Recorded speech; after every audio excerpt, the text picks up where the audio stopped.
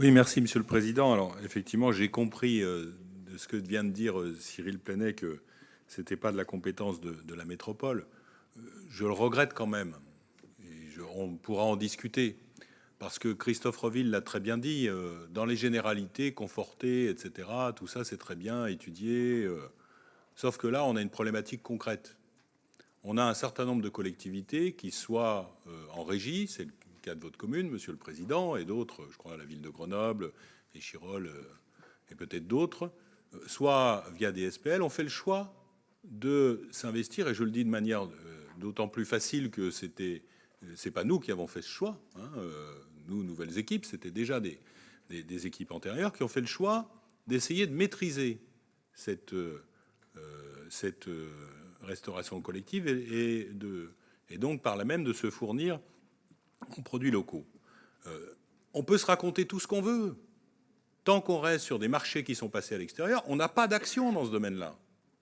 On n'a pas d'action dans ce domaine-là.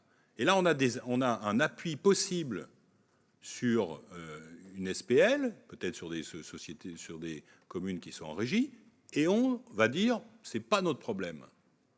Eh bien, je suis désolé, franchement, là, c'est ce que j'illustrais tout à l'heure. C'est-à-dire que tant qu'il s'agit d'étudier, de machiner, etc., tout le monde est d'accord, mais quand il s'agit de passer au concret, bah là, c'est plus notre problème. Bah, excusez-nous, mais on trouve la façon de rejeter cet amendement un peu cavalière. Voilà. Donc, vous aurez certainement toutes les justifications que vous voulez pour le justifier.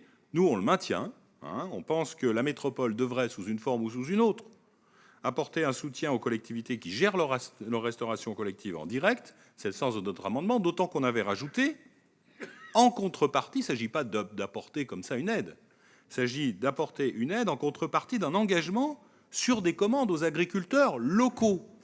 C'est tout ce que nous venons de dire pendant des heures. Donc excusez-moi, mais si vous rejetez cet amendement, vous êtes dans le discours, mais pas dans l'action.